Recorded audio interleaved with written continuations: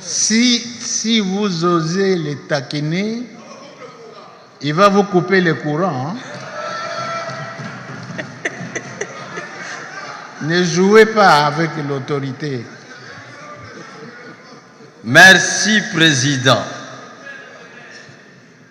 Honorable Président, dignitaires à l'Orient, et vous tous, mes très chers collègues, nous, à Kikongo, nous disons Mbo ntotu luzingu, mbongu lunang. La terre, c'est la vie. Oui. Ma belende bomoi. Mbongo epesaka orgueil. Mais la terre, c'est la vie. Qu'est-ce que je veux dire par là? À l'article 61, le projet de loi dit ceci: au terme de la présente loi, la concession et les contrats par lesquels l'État reconnaît à une collectivité, à une personne physique ou à une personne morale de droit privé ou public, a un droit de jouissance sur un fonds aux conditions et modalités prévues par la présente loi et se mesures d'exécution. Le premier alinéa. Président, vous avez suivi l'inquiétude des collègues s'agissant de ces projets de loi. Je voulais dire, pour que nous soyons sûrs que la terre appartient aux Congolais, parce que la République, c'est la République démocratique du Congo,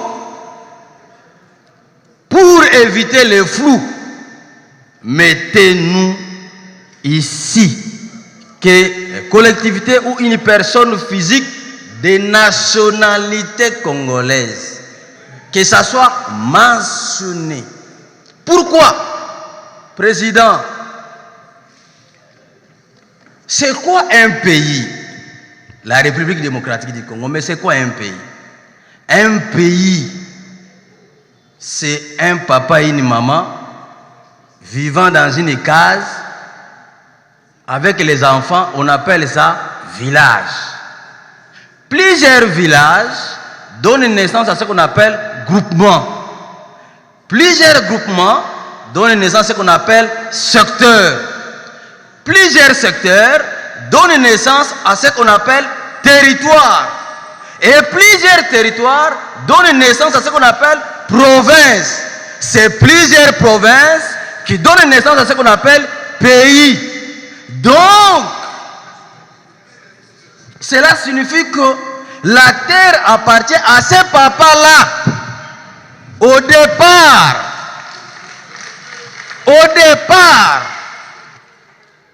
Pourquoi? Parce que c'est lui qui a commencé l'occupation.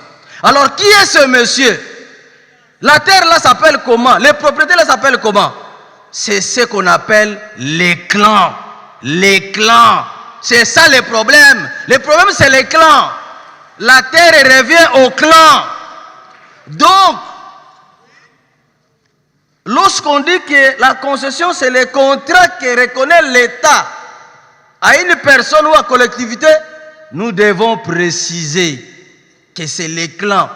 L'État même, dans sa souveraineté d'exercer, il doit s'interdire conformément à l'article 56 de la Constitution, que les populations, les communautés ont droit de jouissance de leur terre.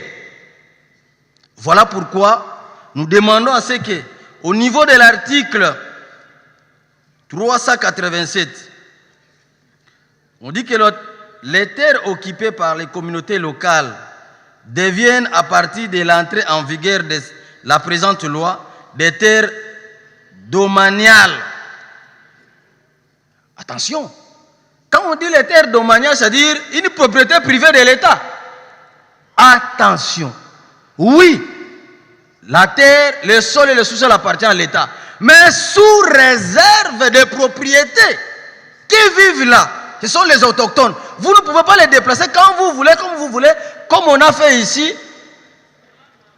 le marché Zando, que je n'entre pas, c'est une parenthèse, je la ferme.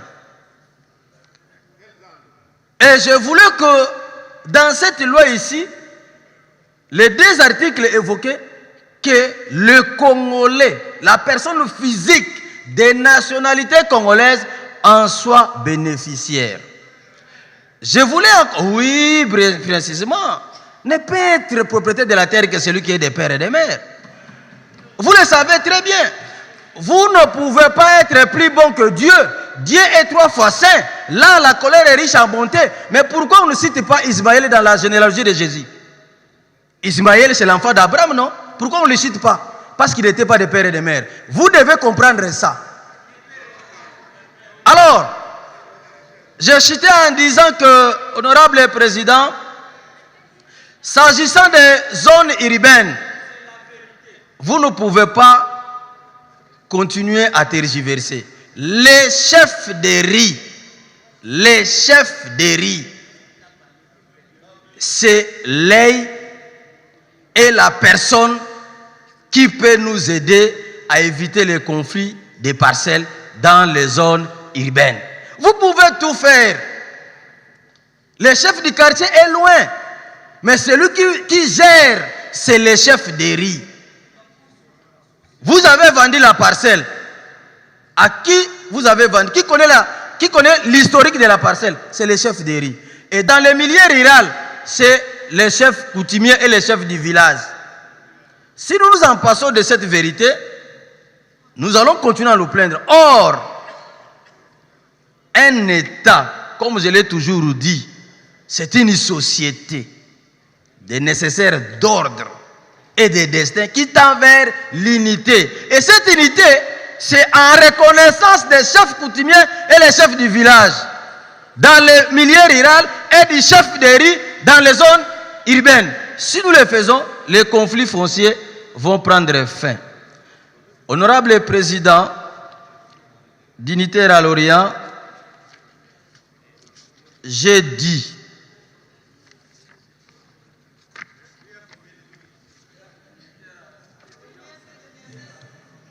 vous avez